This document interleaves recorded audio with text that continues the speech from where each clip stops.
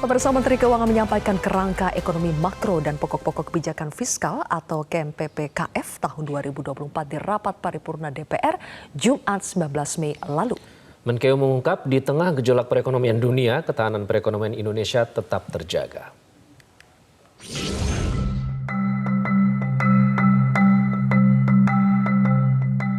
Menteri Keuangan Sri Mulyani menyampaikan kerangka ekonomi makro dan pokok-pokok kebijakan fiskal tahun 2024 di depan rapat paripurna DPR. Menurut Sri Mulyani, di tengah guncangan-guncangan besar gejolak perekonomian dunia, ketahanan perekonomian Indonesia tetap terjaga. Tantangan eksternal terhadap perekonomian Indonesia begitu besar, ditandai dengan menurunnya kinerja ekonomi global. Rata-rata pertumbuhan ekonomi global dalam satu dekade terakhir, 2013 hingga 2022, hanya 3,1%, lebih rendah dari dekade sebelumnya, 2003-2012, yang mencapai 4,2%. Bahkan negara dengan ekonomi terkuat kedua di dunia, Tiongkok, yang pada dekade sebelumnya mampu tumbuh double digit 10,6%, melambat signifikan menjadi hanya 6,2% selama periode 2013-2022. Penyebab perlambatan ini terutama adalah menguatnya perang dagang antara Amerika Serikat dan Tiongkok. Periode pengetatan kembali kebijakan moneter di AS pasca Global Financial Crisis yang dikenal sebagai taper tantrum.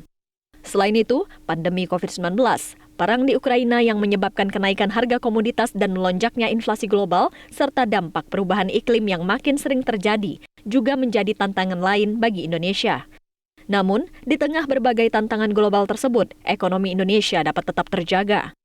Kebijakan ekonomi makro dan pokok-pokok kebijakan fiskal tahun 2024 tidak terlepas dari berbagai capaian yang telah kita lalui selama 10 tahun terakhir ini sebagai fondasi kita di dalam menyusun kerangka ekonomi makro dan pokok-pokok kebijakan fiskal yang dimana Indonesia dalam situasi yang relatif lebih baik karena memang guncangan-guncangan global yang terjadi baik itu yang berasal dari pandemi, berasal dari geopolitik, berasal dari climate change maupun dari disrupsi dari digital economy telah menimbulkan tantangan yang tidak mudah dan tentu mempengaruhi kinerja perekonomian suatu negara.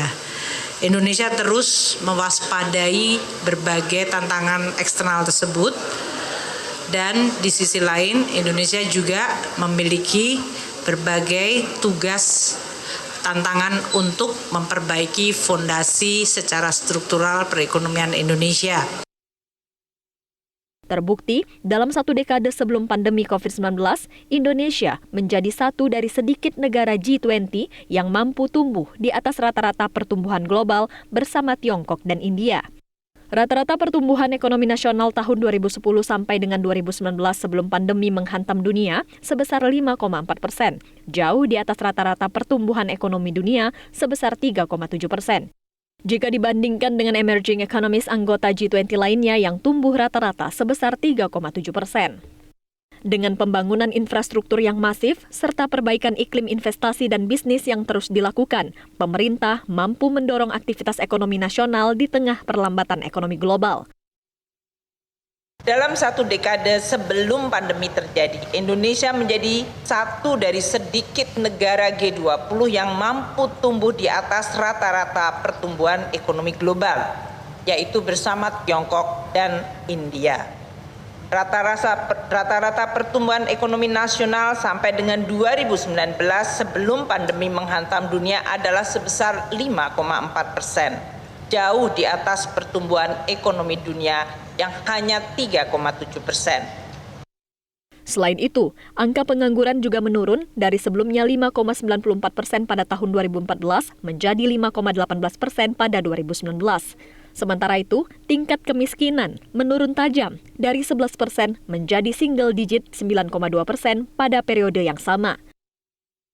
Tingkat ketimpangan pengeluaran yang diukur menggunakan rasio Gini membaik signifikan dari sebelumnya 0,414 menjadi 0,380. Berbagai program afirmasi pada kelompok miskin dan rentan, serta program-program perlindungan sosial lainnya terbukti efektif menurunkan angka kemiskinan dan ketimpangan. Berbagai fokus untuk terus menjaga dan meningkatkan kemampuan untuk mencapai strategi dan berbagai target ekonomi dan pembangunan nasional akan diupayakan. Untuk perkembangan ekonomi nasional sendiri dengan pertumbuhan kuartal 1 yang cukup baik, yaitu di 5,03, inflasi yang menurun, dan neraca pembayaran kita, terutama dari sisi ekspor minus import, masih mengalami surplus. Ini memberikan dukungan yang cukup baik bagi kita untuk menyusun APBN 2024. Namun kita juga waspada bahwa tren perlemahan global sedang dan terus terjadi. Inflasi global yang tinggi dan suku bunga tinggi juga perlu kita waspadai dampaknya terhadap likuiditas yang ketat serta cost of money yang sangat tinggi. Inilah yang akan menjadi berbagai tantangan yang harus kita kelola. Nilai tukar rupiah kita harus merefleksikan dinamika tersebut, dan tentu saja dari sisi asumsi surat berharga negara yang kita harapkan tetap terjaga stabil dengan kebijakan fiskal dan APBN yang makin sehat dan pertumbuhan ekonomi kita yang makin baik. Rapat paripurna DPR dengan agenda penyampaian pemerintah terhadap kerangka ekonomi makro dan pokok-pokok kebijakan fiskal RAPBN tahun anggaran 2024 merupakan bagian dari proses penyusunan nota keuangan dan RAPBN terakhir di bawah kepemimpinan Presiden Joko Widodo selama 2 periode pemerintahan. Tim Liputan, Metro TV.